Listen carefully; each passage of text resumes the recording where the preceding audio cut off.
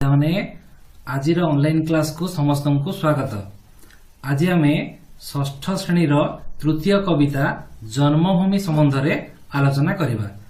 कविताटी को व्याख्या करने पूर्व प्रथमे आम कवि परिचय संबंध में अवगत हेबा। जन्मभूमि कवितार कवि होउछंती पद्मचरण पट्टनायक। 1885 मसीह जन्मग्रहण करिथिबा पद्मचरण जड़े जातीयवादी कवि भाव में सुपरिचित। गुरु गोपबंधु आदर्श रे उद्बुद्ध होई से अनेक कविता रचना करथिले। तांको लेखनी मुनरु जन्मलाभ करिथिबा कविता मध्यरु धौली पहाड़, पद्म पाखुड़ा, आशा मंजरी, स्वर्ण रेणु प्रभृति अन्यतम। एहा छड़ा से महात्मा गांधी, नेपोलियन, फकीर मोहन प्रभृति केतोटी जीवनी पुस्तक मध्य रचना करथिले। 1956 मसीह से इहलीला संवरण करथिले। आलोच्य कवितारे कवि जन्मभूमि प्रति आमर कर्तव्य संबंध में आलोकपात करिसंती। एबे आमे कवितार प्रथम दुई पद को आवृत्ति करिबा। जे देशे जन्मिछि मुहि अछि जेउ देशे, जे देशर वायु बहे निश्वासे प्रश्वासे, जे देशर रवि ताप किरण भितरे तृष्णा मेंटे, जे देशर स्निग्ध स्वच्छ जले, जार फल शस्ये करे जीवन धारण, जार बखे सदा सुखे करे विचरण, सेही मोर जन्मभूमि जननी समान, धरा तले काहीं अछि ता समान स्थान, ता समान स्थान।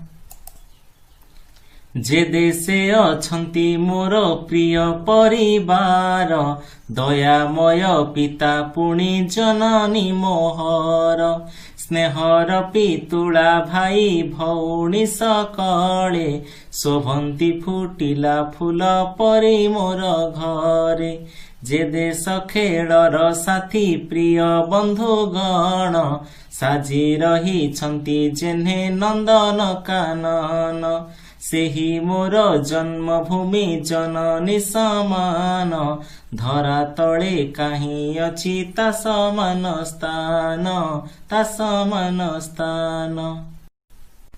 एबे आमे प्रथम पदरे थिबा नूतन शब्द गुड़िकर अर्थ जानिबा।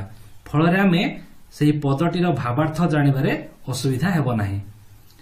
एठारे रवि कहिले आमे सूर्य को बुझिबा, बीतरे कहिले बांटी थाए, तृषा कहिले शोष, स्निग्ध कहिले शीतलकारक बा आरामदायक को बुझिबा।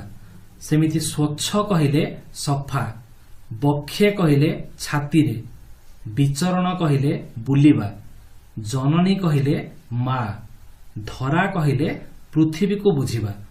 एथर आमे प्रथम पदटीर भावार्थ जानिबा।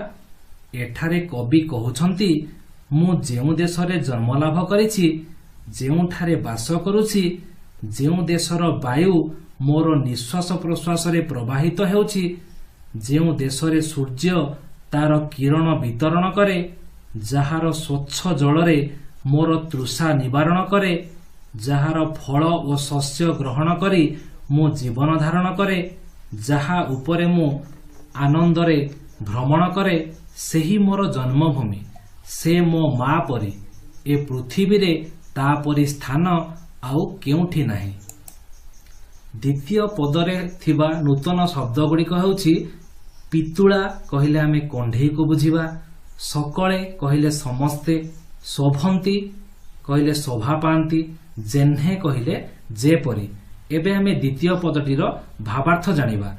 एठारे कवि कहउछंती जेउ देशरे मोर प्रिय परिवार, दयाशील माता पिता अछंती, भाई भौणी फुटिला फूल परी मोर घरे शोभा पाउछंती, जेउ देशरे मोर प्रिय खेल साथी बंधुगण नंदन कानन परी शोभा पाउछंती, सेही मोर जन्मभूमि, ए पृथ्वी रे ता परी स्थान आउ केउठी नाही।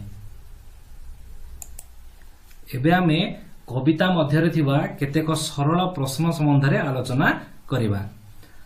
ପ୍ରଶ୍ନଟି ହେଉଛି ଆମେ ଯେଉଁ ଦେଶରେ ଜନ୍ମ ଲାଭ କରିଛୁ ତାକୁ କ'ଣ ବୋଲି କହିବା?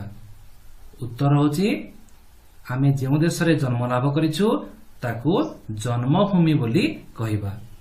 ଦ୍ୱିତୀୟ ପ୍ରଶ୍ନଟି ହେଉଛି ଜନ୍ମଭୂମି କାହା ସହିତ ତୁଳନୀୟ?